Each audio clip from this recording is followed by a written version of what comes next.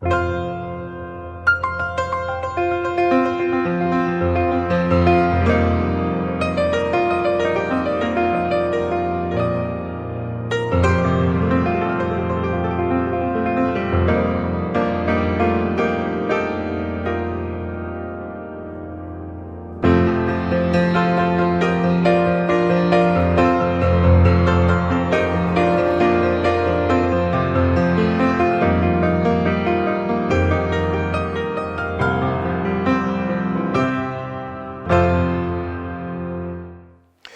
a pedir que por favor abran sus Biblias en la carta de Pablo a los Efesios, capítulo 5, y vamos a leer los versos 1 al 14.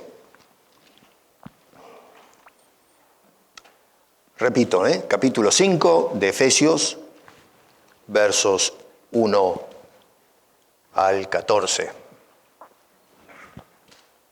Sed pues imitadores de Dios como hijos amados, y andad en amor como también Cristo nos amó y se entregó a sí mismo por nosotros, ofrenda y sacrificio a Dios en olor fragante. Pero fornicación y toda inmundicia o avaricia, ni aun se nombre entre vosotros como conviene a santos, ni palabras deshonestas, ni necedades, ni truhanerías que no convienen, sino antes bien acciones de gracias. Porque sabéis esto, que ningún fornicario o inmundo o avaro que es idólatra tiene herencia en el reino de Cristo y de Dios. Nadie os engañe con palabras vanas, porque por estas cosas viene la ira de Dios sobre los hijos de desobediencia. No seáis, pues, partícipes con ellos, porque en otro tiempo erais tinieblas, mas ahora sois luz en el Señor. Andad como hijos de luz. Porque el fruto del Espíritu es en toda bondad, justicia y verdad, comprobando lo que es agradable al Señor. Y no participéis en las obras infructuosas de las tinieblas, sino más bien reprendedlas, porque vergonzoso es aún hablar de lo que ellos hacen en secreto. Mas todas las cosas, cuando son puestas en evidencia por la luz, son hechas manifiestas, porque la luz es lo que manifiesta todo. Por lo cual dice, despiértate, tú que duermes, y levántate de los muertos, y te alumbrará Cristo. Señor, gracias por tu palabra, y una vez más imploramos con temblor, con reverencia, con respeto, Señor, que la bendigas a nuestros corazones y ayúdanos a vivir el sabio consejo de nuestro Salvador. Te lo pedimos en nombre de Cristo. Amén. Estamos ya llegando al punto final de toda esta serie que comencé hace unas semanas atrás y que titulé como La senda de los sabios. Y hemos usado, que la semana que viene vamos a hablar de este versículo, capítulo 5, verso 15, que es el argumento final de Pablo en cuanto a este tema del andar. Después, más adelante, va a dar una serie de consejos en cuanto a la familia y la sociedad, e inclusive cómo encarar nuestras luchas espirituales. Eso no lo vamos a tocar. Pero Pablo nos dice que procuremos con diligencia andar como sabios y no como necios. Miren, hermanos queridos, yo pienso que cuando contemplamos cómo se están dando las cosas en el mundo y en la sociedad que nos toca vivir a nosotros, vemos que hay una carencia de sabiduría en el andar de la gente.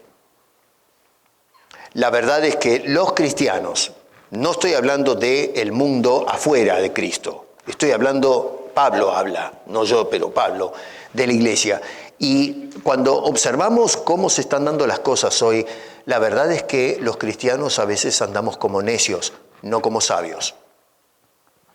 Llama poderosamente la atención que Pablo tenga que decirle a la iglesia esto cuando debería caerse de maduro de cómo tendríamos que comportarnos. Pero bueno, las cosas, Pablo es un realista, entiende bien y conoce al pueblo, y es por eso que entonces escribe esta carta para darles la orientación de vida y de esa manera que puedan hacer las correcciones que corresponden para andar como Dios manda. ¿Cómo debe ser el andar sabio? Bueno, estuvimos desarrollando eso. Dijimos que por un lado tenemos que andar como salvos. Pablo dice que somos salvos por gracia y que Dios preparó obras de antemano para que andemos en ellas. Eso está en el capítulo 2, verso 10. Nos dice en el capítulo 4, verso 1, que debe ser un andar digno de un hijo de Dios, de una persona escogida desde antes incluso de la fundación del mundo. Nos dice este hombre cuando hace el planteamiento teológico de toda la carta. Nos dijo que debe ser, y lo vimos la vez pasada, un andar diferente. Es decir, que cuando nosotros miramos cómo se conduce el resto de la sociedad y tenemos del otro lado a los cristianos, tiene que notarse un contraste. A veces hoy encontramos que los cristianos más bien imitan o emulan el andar del hombre sin Cristo. Y eso, la verdad, no solamente es triste, pero es patético que hayamos caído en ese grado de, ¿cómo puedo decir?, de banalizar la responsabilidad del cristiano. Y número 4, lo que vamos a ver hoy es que nos dice Pablo, verso 8, que debe ser un andar como hijos de luz. Piensa bien en eso. Nos hace un llamado a andar como tú y yo, como hijos de luz. Porque resulta que antes de haber conocido a Cristo, y si hay alguien que todavía no lo conoce, Pablo pone esto en los términos más duros. Nos dice que en otro tiempo nosotros éramos tinieblas. Y no solamente dice que éramos tinieblas, pero si usted hace un poquito de memoria de lo que hemos estado viendo a través de la carta, Pablo nos dijo en el capítulo 2, al final del verso 3, que éramos hijos de ira, igual que los demás que no conocen a Cristo. Obviamente eso en otro tiempo, cuando no conocíamos la fe cristiana. Antes nosotros, yo personalmente, antes de conocer al Señor, no entendía y no reconocía que en realidad, igual que todos los demás, si somos honestos con nuestra vida pasada, éramos igual que las otras personas. No entendíamos que realmente estábamos y éramos partes de un mundo entenebrecido, de un mundo en tinieblas.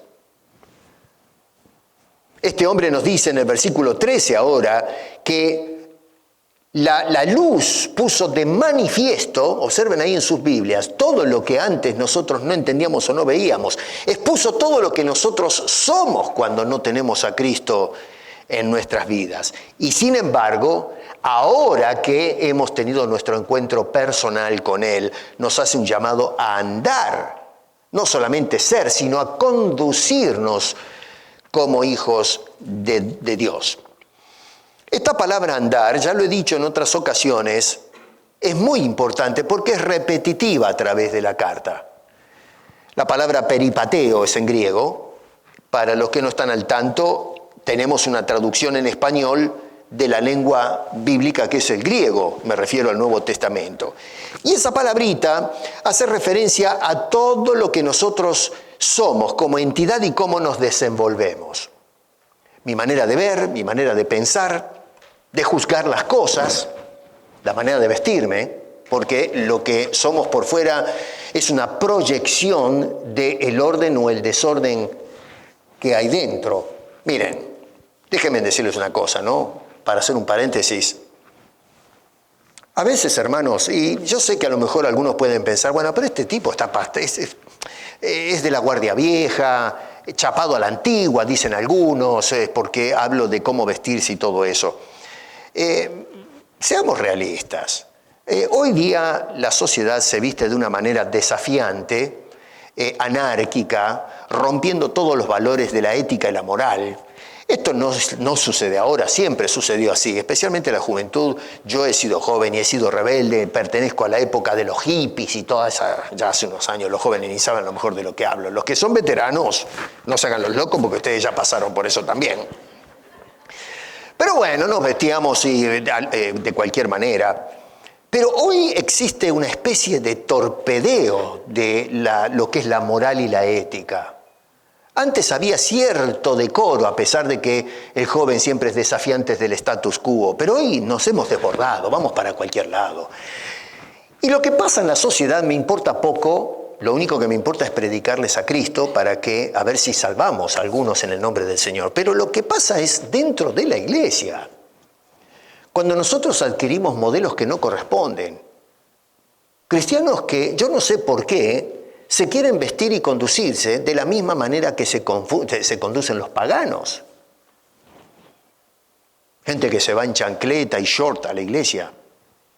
Usted no se va a un casamiento en chancleta y short, ¿no es cierto? Pero cuando vamos a adorar a Dios, sí. Porque, en fin, miramos a Santiago que nos dice, bueno, no mides la gente cómo se viste y qué sé yo. Pero lo que hay fuera es una proyección del desorden que hay dentro de nosotros. Si ustedes ven a un pastor, a ver, y yo me vengo acá con las chuzas, ¿no? Estos el peinado de moicano, con un hueso colgado acá en la nariz, y dos zapatillas colgadas de la oreja, el jean todo agujereado, y una camisa deshilachada y desteñida, el pelo largo, la barba crecida, yo creo que ustedes no van a tomar muy en serio la palabra de Dios. Porque estoy siendo un pésimo testigo representante del orden que encontramos en Dios. ¿O no? Tal vez no, yo me pongo un saco y una corbata, pero no estoy diciendo que todo el mundo se ponga un saco y una corbata, pero usted me entiende lo que estoy diciendo. Cuando vemos a un deshilachado, no da seriedad. Si usted va a buscar trabajo a un lugar, ¿no es cierto?, una oficina, y usted se presenta con los jeans agujereados, con una zapatilla negra y otra blanca, una media de color rosado y otra verde, que es un payaso, francamente, ¿no es cierto? Y se presenta en el departamento donde se toman los empleados, es probable que su ficha, su resumen vaya a parar abajo y no consiga el trabajo. ¿Por qué? Bueno, porque juzgamos a la gente por vista primero y luego empezamos a conocer a las personas. El cristiano tiene que tener esos conceptos claros, ni siquiera tenemos que repetirlo desde los púlpitos eso. Andar como hijos de luz, no como los paganos que todavía siguen sumidos en las tinieblas y no tienen dos dedos de discernimiento a cómo conducirse. No los culpo. Eso es lo natural, eso es lo que ellos piensan y cómo interpretan la conducta del hombre. ¿Qué podemos esperar de estas personas? Pero nosotros que tenemos al Espíritu Santo y que es el que nos guía a toda verdad según el testimonio de Jesús, por favor, tenemos que tomar muy en serio estas cosas. Pablo nos habla entonces de esa palabra andar, que es cómo pienso, cómo siento, cómo me conduzco en todos los órdenes de la vida, todos los órdenes sociales, para ser testigos de Cristo Jesús. Pablo contrasta entonces a aquellos que todavía son hijos de las tinieblas y los que son hijos de luz. Que no se hacen, ojo con esto, no se hacen o eligen ser hijos, sino que son escogidos de Dios y son hechos por Dios hijos. Acuérdense lo que vimos en el capítulo 1, son adoptados por Dios para ser o venir a ser hijos suyos. Jesús dijo algo que para mí es algo pero muy interesante. Lo encuentran eso en Lucas, yo se los leo nomás, en Lucas 16:8. Y yo creo que algunos leyeron este pasaje alguna vez. Dice, los hijos de este siglo son más sagaces en el trato con sus semejantes que los hijos de luz. Dice allí, sagaces. La palabra es muy interesante, la palabra es frónimos. Y básicamente nuestro español quiere decir más inteligentes.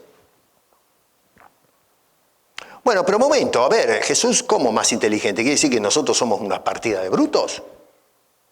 ¿Que los cristianos no son inteligentes? No, Jesús no está diciendo que somos menos inteligentes. Jesús estaba hablando de la sagacidad que tiene el hombre de pecado y la inocencia en cuanto al pecado se refiere del que ha venido a conocer a Cristo. Lo que decía el Señor es que son más sagaces o más inteligentes para el pecado. A tal punto que incluso el hombre caído, el hombre que está en tinieblas, utiliza el razonamiento con el cual lo ha dotado Dios para buscar justificaciones que sean plausibles al pecado. Usted habla con un pagano que está viviendo una vida que es un desastre y va a tener una conversación y va a ver cómo la persona elabora una serie de argumentos que justifiquen como aceptable su conducta pecaminosa. Todas las ideologías de género que han tomado fuerza en la actualidad y siguen creciendo y avanzando, justamente hacen eso, de usar sofismas para justificar lo que para Dios es una abominación. Y sin embargo hoy hemos naturalizado ese tipo de conducta que para Dios es abominable, es una barbaridad. La sociedad recibe esas tendencias con brazos abiertos. El problema es que ahora dentro de la iglesia se están dando este tipo de cosas.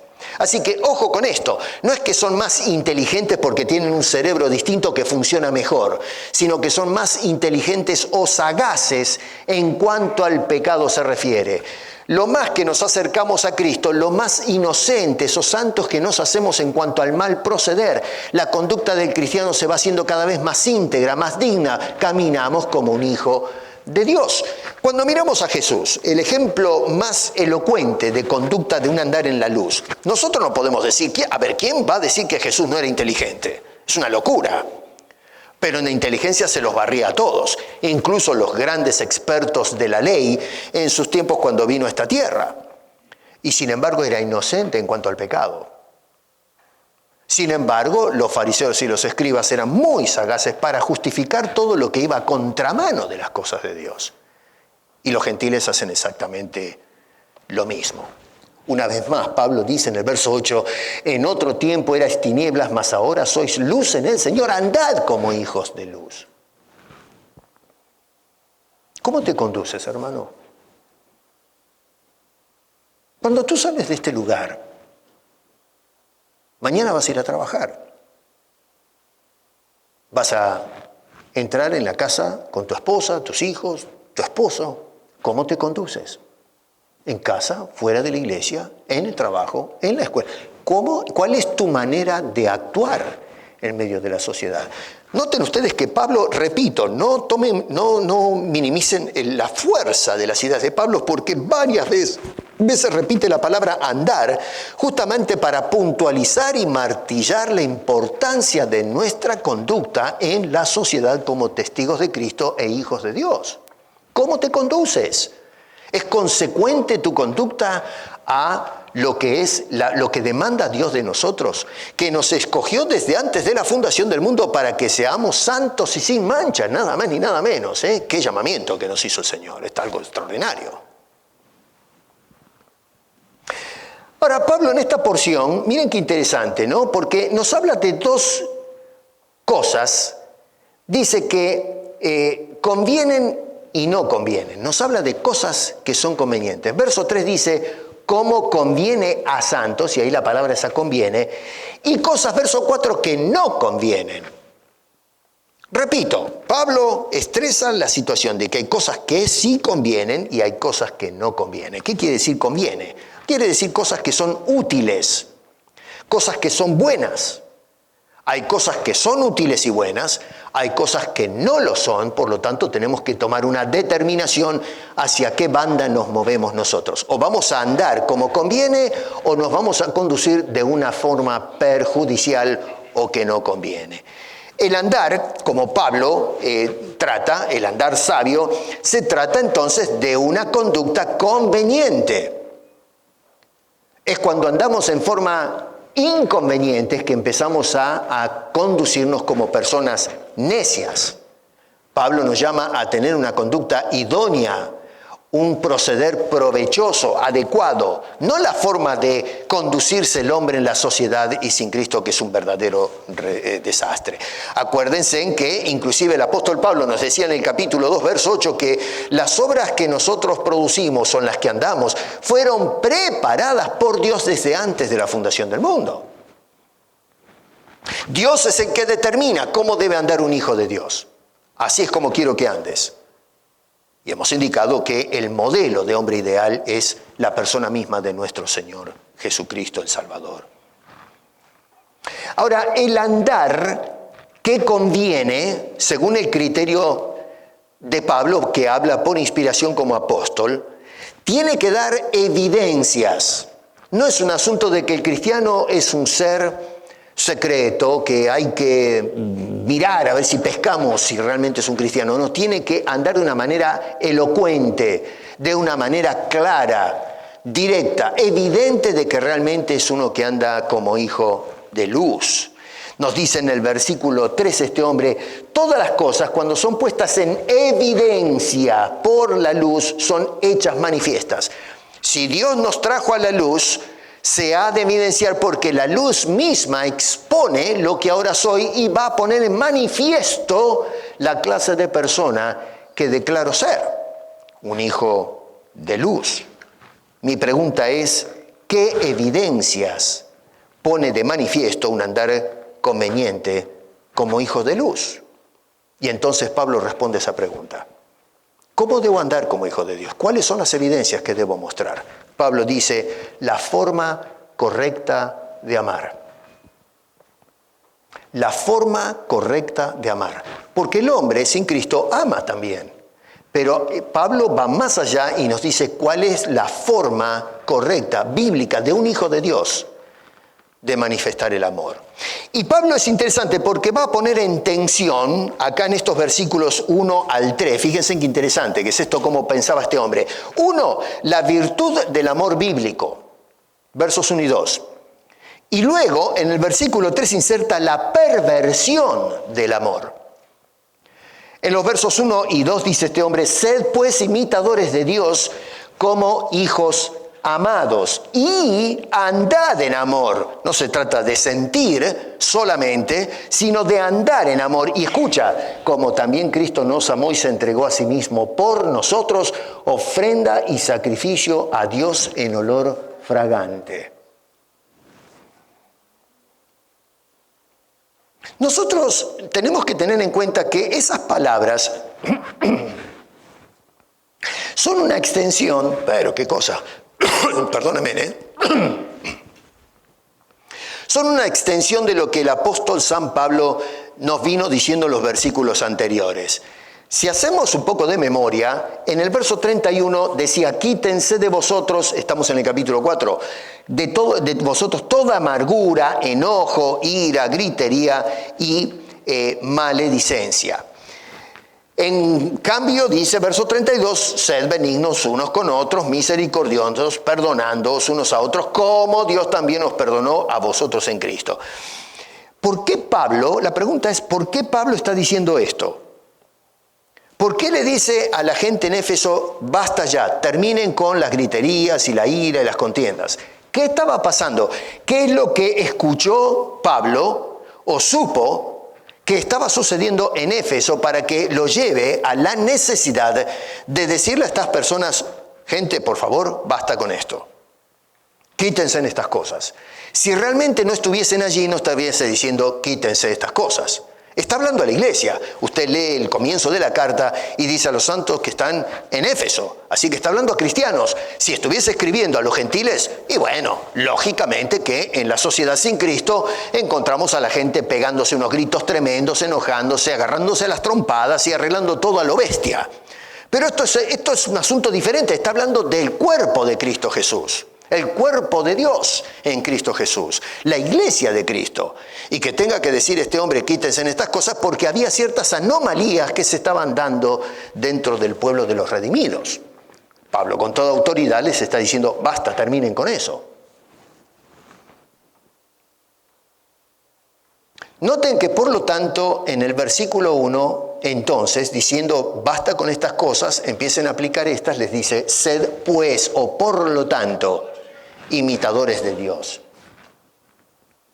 como hijos amados, dice este hombre. Para poder, hermano querido, abandonar estas cosas que menciona este hombre en el capítulo 4, verso 31, y poder aplicar lo que dice en el verso 32, tenemos que empezar a practicar y a andar en el amor que habla en el capítulo 5, verso 1. Usted me dirá, pero eso es elemental, pastor, ya lo sabemos. Sí, bueno, macanudo, decimos amén, pero ¿lo hacemos? Porque acá estamos en la praxis de lo que es la doctrina cristiana. No se trata de decir amén a las cosas que dice la Biblia. Lógicamente, eso es palabra de Dios, pero el tema es ¿qué hago con lo que dice la palabra de Dios? Repito, Pablo está escribiendo porque está observando algo que no está andando bien en Éfeso.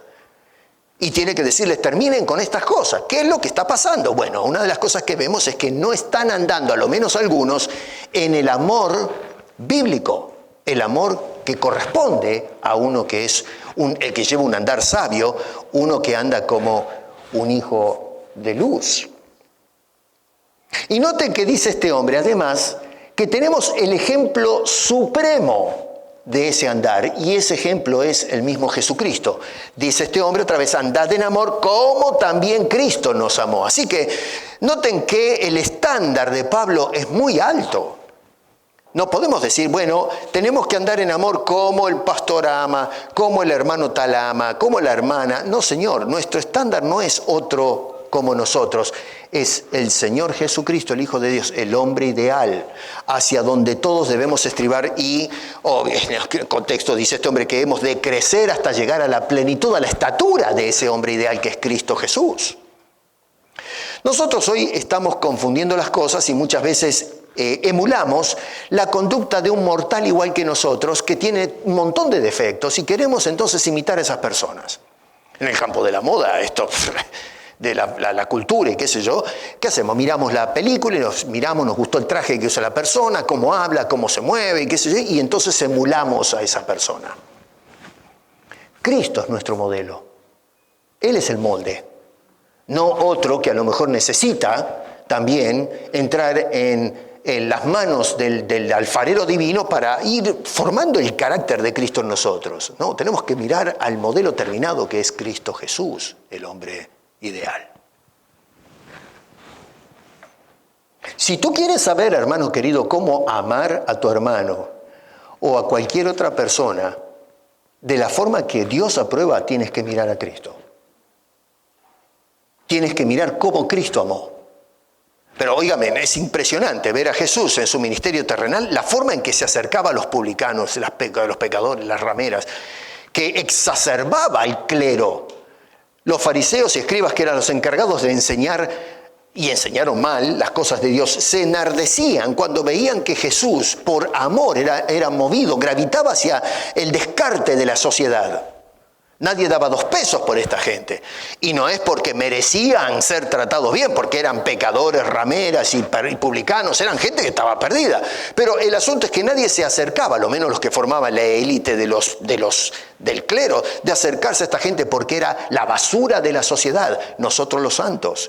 Jesús rompió con ese esquema y se acercó a ellos porque amaba las almas de estas personas, se interesó en la problemática de estas personas. Y presentó el Evangelio. Y es así como las gentes, decía el mismo Señor, estos van corriendo adelante de ustedes al reino de los cielos. Ustedes son cola y ni siquiera van a entrar. Imagínense en cómo se le habrán parado los pelos de las espaldas a los del clero cuando escuchaban semejantes cosas del Señor Jesucristo. Pero esa es la verdad. A veces consultamos nosotros a pastores, terapeutas. Vamos corriendo a las librerías y leemos algún libro de algún cristiano que escribió unas cuantas cosas, en fin, para poder ver cómo puedo experimentar el amor bíblico. Leemos y leemos y leemos. Y lo único que tienes que hacer es mira a Cristo. No necesitas gastar un arsenal de dinero en literatura para descubrir cómo amar. Cuando la Biblia te está dando el ejemplo, el modelo ideal, que es nuestro Señor Jesucristo. Dice este hombre, andad como Cristo nos amó, amad como Cristo nos amó, que andemos en el amor de la misma manera que lo manifestó el Señor Jesucristo.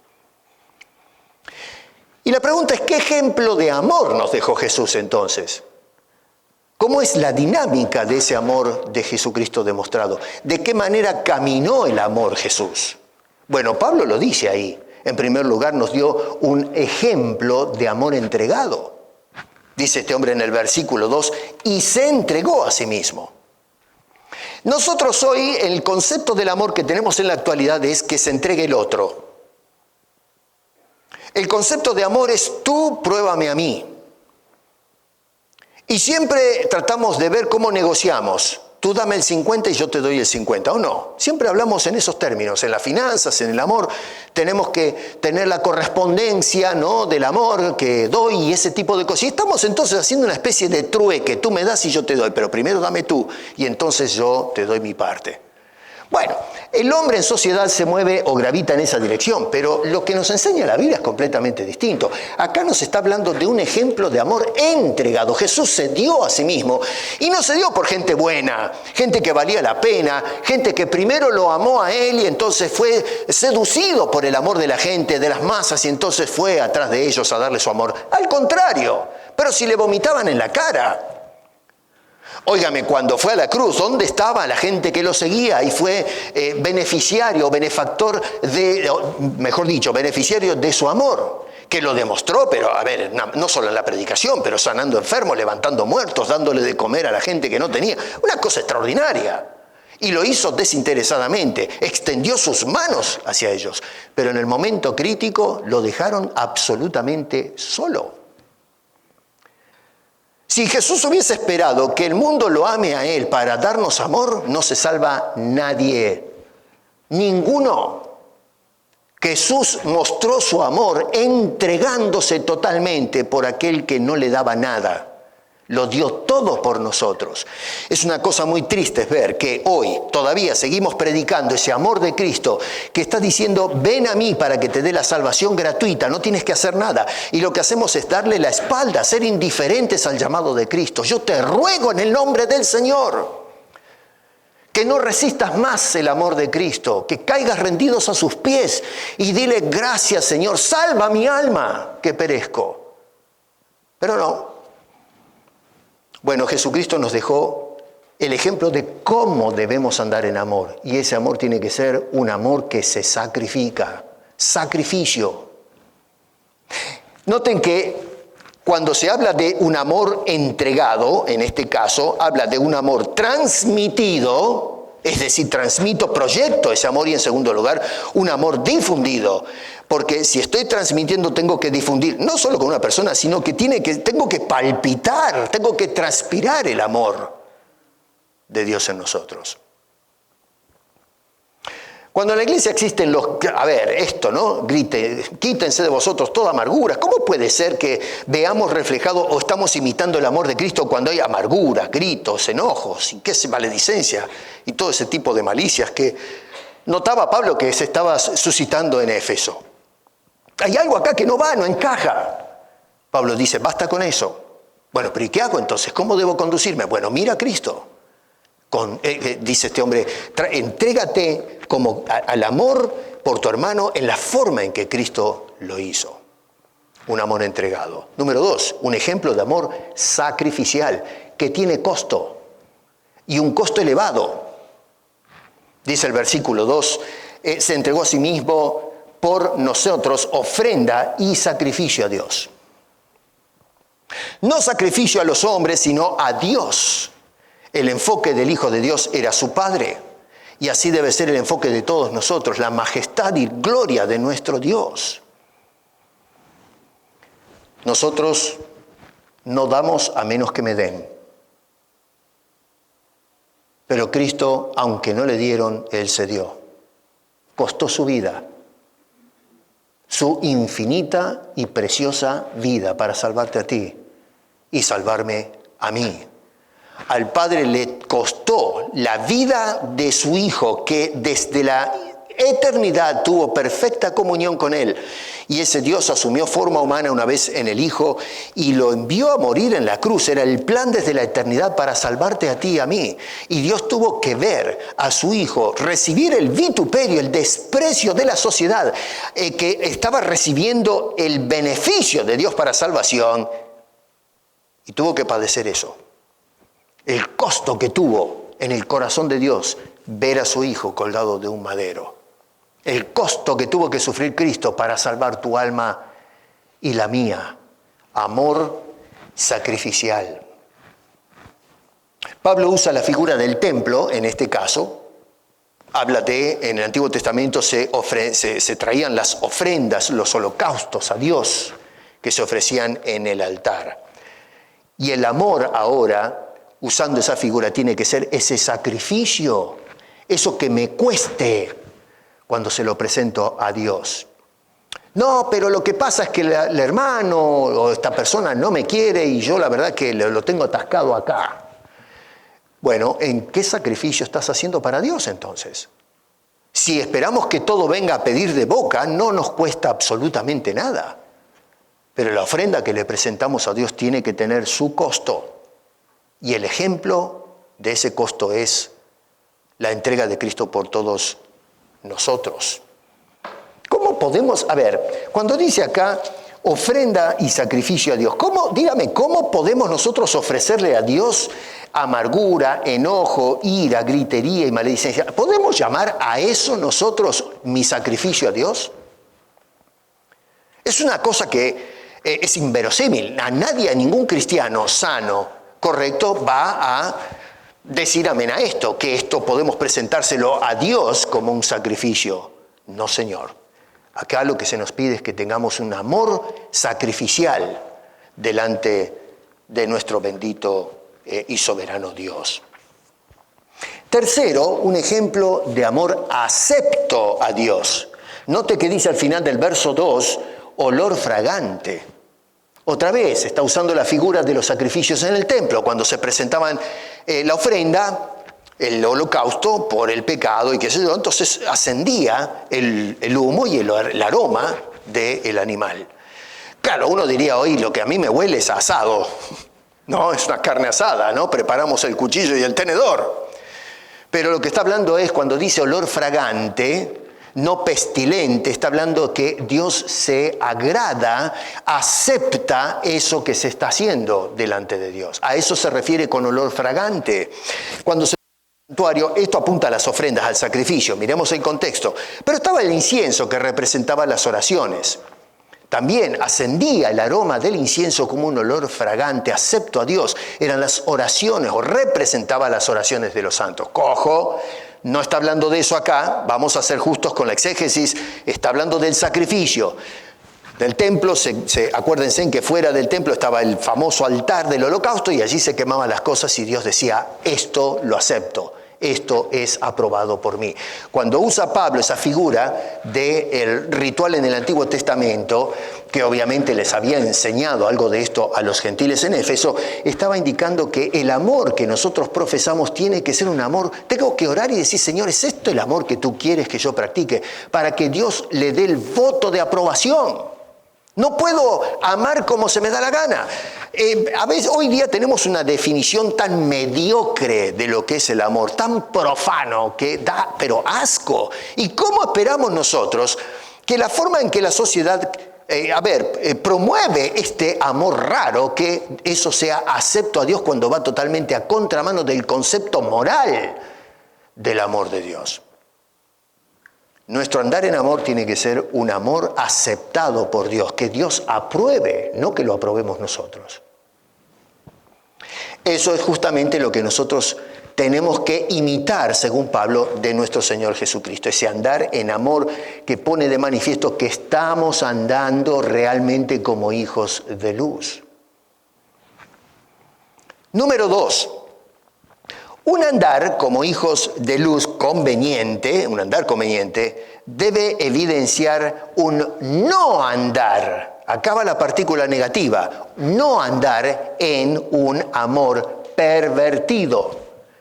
Noten que Pablo se mueve del amor correcto o ideal, versos 1 y 2, el ejemplo es Cristo, como él amó, y se mueve ahora al concepto fuera de Cristo, de lo que la gente considera el amor. Verso 3 dice, pero, nótense que ese pero es el contraste con lo que dijo los versos 1 y 2, pero, cuidado, fornicación y toda inmundicia o avaricia, ni aún se nombre entre vosotros como conviene a santos. Conviene a santos que no se hagan estas cosas. Hermano querido, estaba hablando en la escuela dominical, como veíamos con mi señora cuando tomamos el café, un poco las noticias. Y escuchaba un debate acerca del poliamor. El poliamor, una palabrita, una frase nueva. Y para los que no están al tanto, el poliamor es adulterar o fornicar. Es decir, usted tiene una novia, tiene una esposa, novio, esposo, ¿y qué hace? Se sientan los dos, imagínense, yo me siento con mi esposa Gloria, Dios nos libre, no, ojalá que nunca. Pero me siento con mi señora un día y, Gloria, mirá, estoy aburrido. Ya llevamos tantas décadas juntos, casados y qué sé yo, ya estamos pisando la jubilación. Y, ¿sabes una cosa? Yo te miro y no pasa nada. Y Gloria me mira y me dice, y vos sabés, no te hagas el qué sé yo qué, porque vos tampoco, no pasa nada. Y bueno, ¿por qué no hacemos un pacto, no? Y tú te vas con algunos hombres y yo me voy con otra mujer, nos damos las manos y fenómeno. Eso es el poliamor. Y hoy se ha naturalizado eso, o se está naturalizando. Es decir, que si usted se levanta en la platea pública y dice, eso es una inmoralidad, me parece una barbaridad. Bueno, lo agarran a pedrazos, diciendo que usted es un troglodita, un arcaico, un moralista que quiere imponer en la sociedad valores que ya están caducos, que ya no existen, no deberíamos considerar más. Tenemos que ser libres. Tenemos que expresar cómo somos, tenemos que ser sinceros. Así que, si usted quiere explorar, ¿qué tiene de malo? Una cosa es el amor y otra cosa es el sexo. Pero ¿por qué? Dígame una cosa, ¿en qué nos hemos convertido? Bueno, Pablo acá nos está hablando del contraste entre el amor bíblico y la perversión del concepto de amar. Dice este hombre otra vez, fornicación y toda inmundicia. Noten que cuando habla de fornicación no se quiere explayar. Pablo es muy, ¿cómo digo? Muy pulcro, muy cuidadoso. Dice, deja que la gente ya sabe de qué está hablando. Dice fornicación y todas las porquerías que ustedes saben. Eso es lo que está diciendo Pablo cuando dice ahí, y toda inmundicia. No tiene que hacerles la lista. Si ya sabemos, es lo mismo que nosotros cuando leemos acá. Fornicación y toda inmundicia. Pastor, mira, me tiene que hacer la lista. ¿A qué se refiere? Vamos, ¿no sabemos nosotros lo que es el abuso del amor y la sexualidad agarrada para el chorrete? Sí que lo sabemos. Ni se mencionen ustedes. No conviene. Si ustedes supiesen el índice de divorcios y adulterios que hay dentro de la comunidad cristiana, es escandaloso. Hemos perdido los valores. Y lo triste del caso no es que hagamos eso solamente, que ya de por sí es una barbaridad, pero los argumentos que luego se esgrimen para justificar, es que mi marido no me amó lo suficiente, mi mujer, y empezamos con una cantidad de barbaridades para justificar el pecado. Y en lugar de andar como hijos de luz, lo que hacemos es andar como los que andan en las tinieblas. Un andar de un amor que no haya sido pervertido. En la sociedad se ha pervertido el concepto, pero eso no debe suceder dentro del pueblo de la fe. Hoy vivimos, repito, en una época en que hemos normalizado, hemos naturalizado la inmoralidad en todo sentido, la perversión sexual, gente que se casa con animales. El otro día había un documental que me llamó poderosamente la atención. Ahora se venden muñecas. No sé si se enteraron, ahora por el asunto de los contagios, enfermedades venéreas, ahora se compran muñecas. $1.000 se compra una muñeca. Y lo que me llamó la atención, ya de por sí eso uno lo deja pensando, este tipo se va con una máquina, qué sé yo, no se puede entender eso. Pero que encima se enamoran de la muñeca. La llevan al restaurante, se sientan a mirar televisión, conversan con la cosa esa. Una cosa. Y se enamoran, quedan emocionales. Los psicólogos están estudiando el fenómeno de cómo las emociones son tan móviles que podemos pegar nuestros sentimientos a una cosa. Bueno, eso es la perversión del amor. Hemos hecho un desastre con estas cosas. Y los daños psicológicos que esto genera en la persona y la transmisión de estos malos hábitos luego a la generación que viene. Los hijos, por ejemplo, empezamos a enseñarles, movemos los parámetros de la moralidad y estamos levantando una sociedad de degenerados, honestamente. Yo me agarro la cabeza pensando en dentro de 50 años, aunque yo creo que ya no voy a estar, ojalá que no, pero lo que va a ser la generación que viene es una cosa tremenda. Cristo no nos dejó a nosotros un ejemplo de semejante perversión en cuanto al amor se refiere. Él dice que él, cuando expresó el amor, fue un olor fragante a Dios el Padre, cuando veía a su Hijo andar en la forma que Pablo demanda de nosotros ahora. Un andar como hijos de luz que conviene se debe evidenciar también con un andar en no andar en palabras pervertidas. En el versículo 4 dice este hombre, ni palabras, no sé en qué ese ni es una conjunción de continuidad, dice este hombre, palabras deshonestas, ni necedades, ni truanerías, que no convienen, sino antes bien darle gracias a Dios, acciones de gracias. La manera de comunicarnos, de usar este don que Dios nos ha dado, la comunicación, cómo usamos la boca. Dice, esta manera de hablar no conviene a los cristianos. ¿Cómo podemos nosotros, palabras deshonestas, necedades, truanerías, de qué manera me beneficia a mí espiritualmente eso? ¿De qué forma me acerca más a Dios o me hace más maduro espiritualmente? Pablo dice, no conviene. No lo hagan porque no conviene, no van a sacar provecho en cuanto a Dios se refiere. Lógico, sacamos provecho a lo mejor en el aplauso, la ridiculez, ¿no es cierto? Que la gente dice, ¡ay, qué simpático que es este!, ¿no? Me gusta, me divierte. Entonces, lógico, nos conviene porque sacamos un beneficio, ya es una actitud egoísta de querer sacar la aprobación de la sociedad, de la gente. Pero en cuanto a Dios, vamos en la dirección contraria.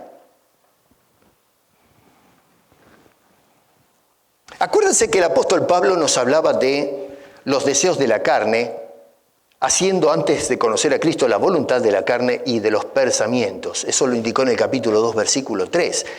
Nosotros a veces hablamos de esta manera, apelando a los deseos de la carne, la voluntad de la carne y de los pensamientos para atraer la atención de la gente hacia nosotros, tener la aprobación de nosotros.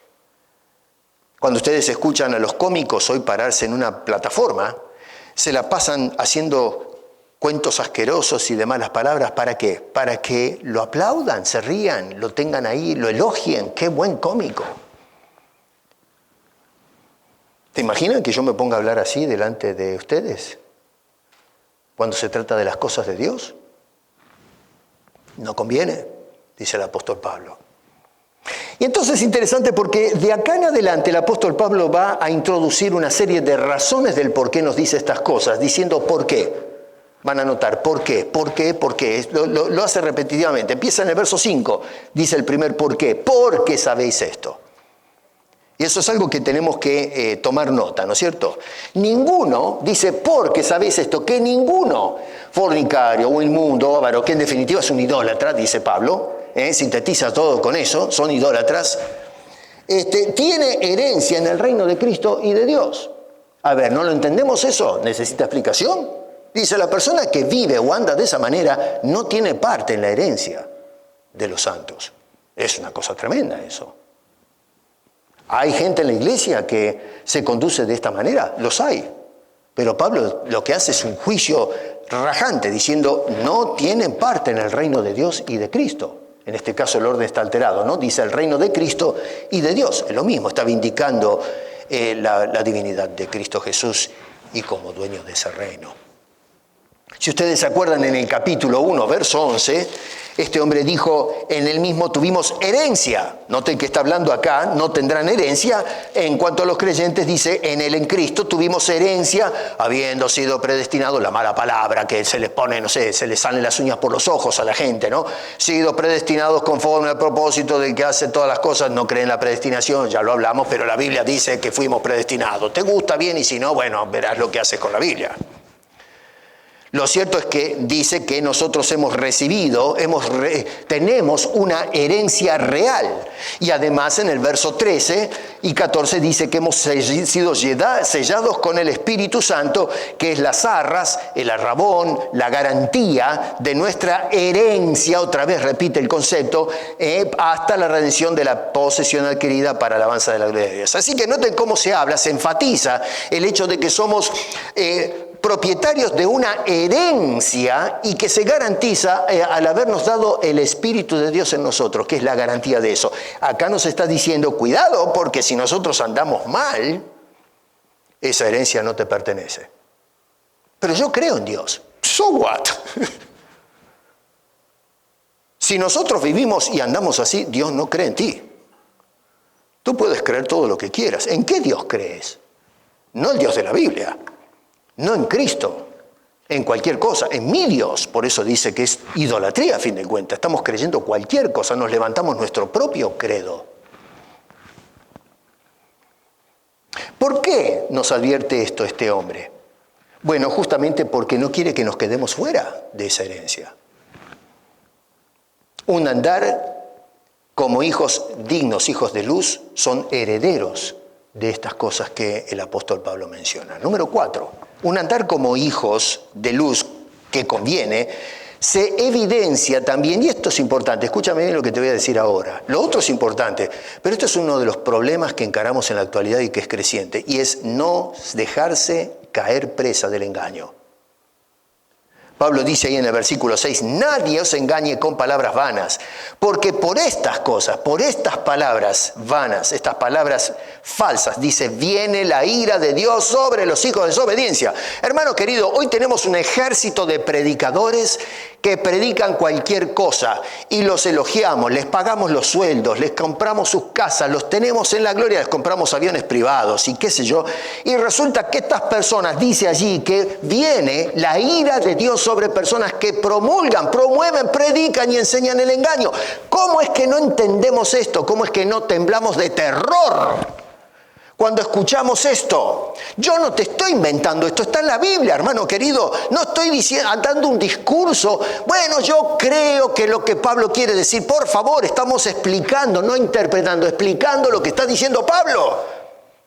Y Pablo dice, nadie se engañe con palabras vanas. ¿Qué tenemos en la iglesia? La iglesia está engañada por una sarta de charlatanes, lo he dicho, pero hasta el cansancio en este púlpito. Hemos denunciado vez tras vez el fenómeno, el terrible fenómeno que se está dando en la iglesia. Y todavía seguimos abriendo nuestros oídos a estos engañadores. Por eso es que no andamos como hijos de luz, andamos como la patada.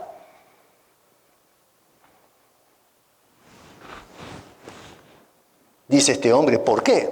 Otra vez, porque, miren ese porque, la segunda parte del verso 6, porque por estas cosas. O sea que nos dice cuál es el problema o qué no debemos hacer y luego nos da la razón. No es un accidente, nos está llevando a entender la profundidad y la magnitud del problema que quiere resolver este señor. No te dejes engañar, hermano. No dejes que tu oído se llene de basura. Considera el consejo de Dios a través de estos grandes hombres. Y número 5, un andar como hijos de luz que conviene, verso 7, no participa con ellos en sus delitos. Dice este hombre, no seáis por lo tanto, ese pues quiere decir más o menos por lo tanto, o de esta manera, no seáis partícipes con ellos. ¿Con quiénes? Bueno, los que gritan, se enojan, en fin, qué sé yo, que andan en fornicación, de palabras deshonestas, truanerías y todo lo que está diciendo este hombre en forma negativa. No andes, no hagas lo que hace esta gente. No participes con estas personas. Bueno, pero pastor, yo tengo que ir a ellos y pasar el tiempo con ellos para hablarles de Cristo Jesús. Vamos, ¿a quién le ganaste? ¿Te quieres ir a tomar el trago con ellos? ¿Te quieres ir a la parranda con ellos? Jesús estaba con los publicanos y pecadores, pero no participaba del pecado con ellos. Por eso es que no lo pillaron en nada. Cuando trataban de buscar, ¿no?, cómo acusar a Jesús, le dieron vuelta a las baldosas para ver si encontraban algo que pudiese hacer culpable a Jesús. No encontraron nada, tuvieron que inventarse una historia. Tuvieron que buscar testigos falsos, porque no había un cabello de su cabeza que pueda ser teñido con el mal. No sean partícipes. Mire, el ejemplo de Cristo es que Él no participaba del pecado, participaba de las comidas con ellos para hablarles de Cristo, pero no del pecado y la mugre del hombre sin Cristo que anda sumido en las tinieblas. Hoy la iglesia cristiana lo que hace es ser partícipe en la forma de adorar, de predicar, de vestirse. Se usan, acá se usa la palabra truanerías en el versículo 4, que es una palabra muy interesante. En griego la palabra truanería es, para darles una idea, significa la persona que cuenta chistes para contentar a la gente, especialmente cuando se habla en doble sentido. Hoy hay predicadores que se suben a los púlpitos a contar chistes. Se están yendo las almas al infierno. Y nosotros lo que hacemos, en lugar de decirles arrepiéntete, le contamos chistes. Pero ¿qué tienes en la cabeza, hermano querido? ¿Qué tenemos en la cabeza?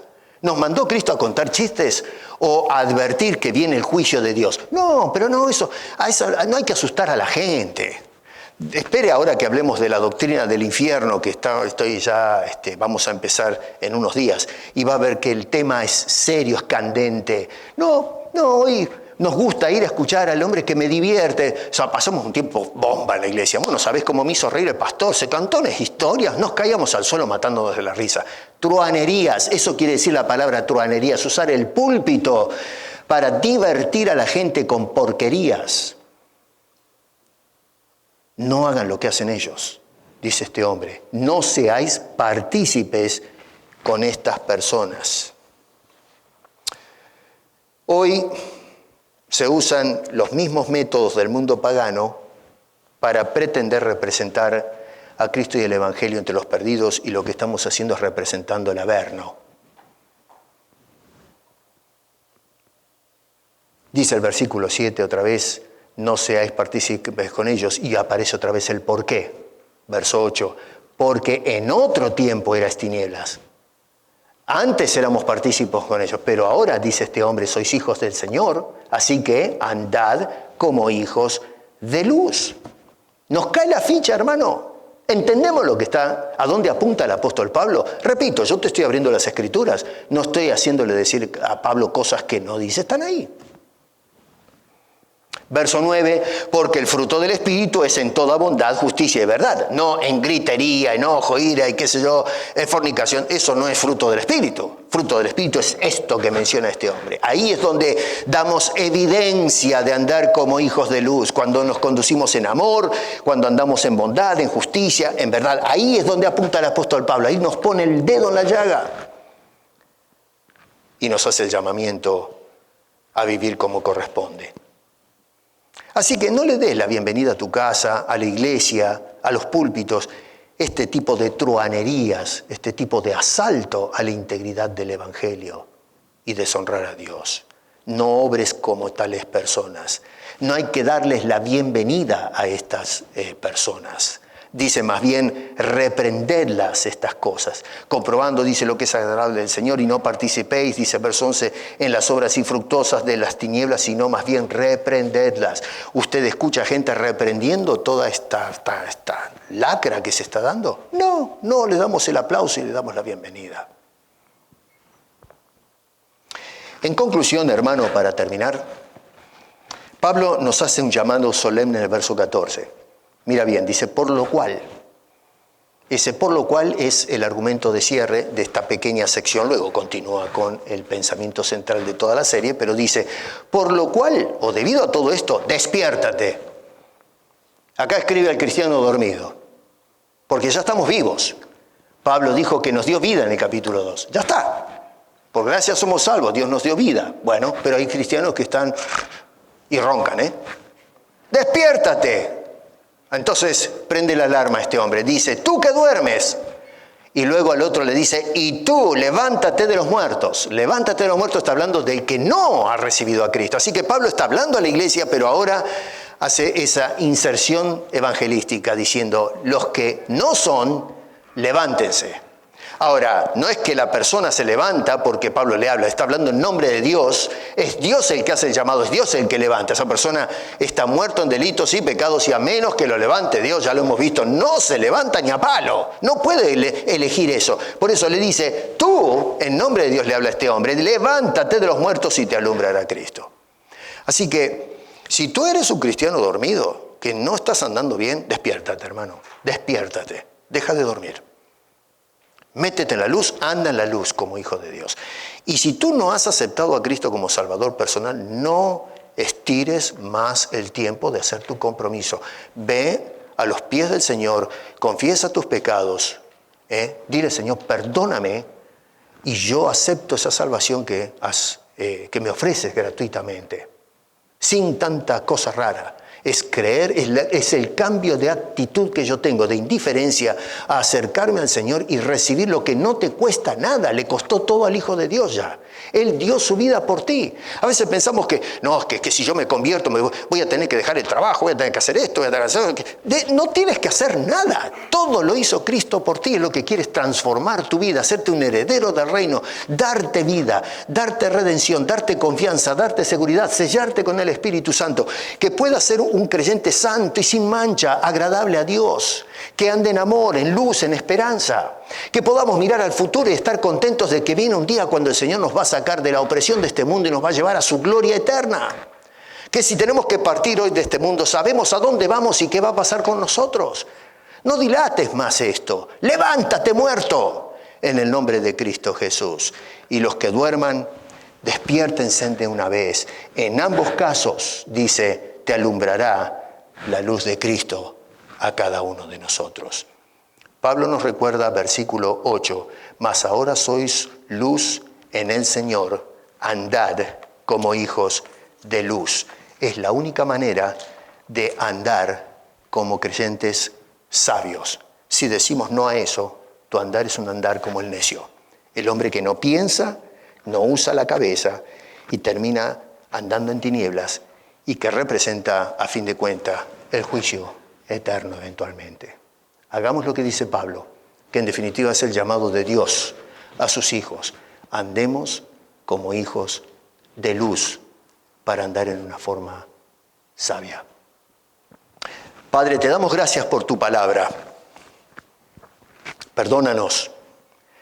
Vivimos en una época en que a veces tropezamos, trastabillamos, damos pasos inciertos y metemos el pie en agujeros, en baches.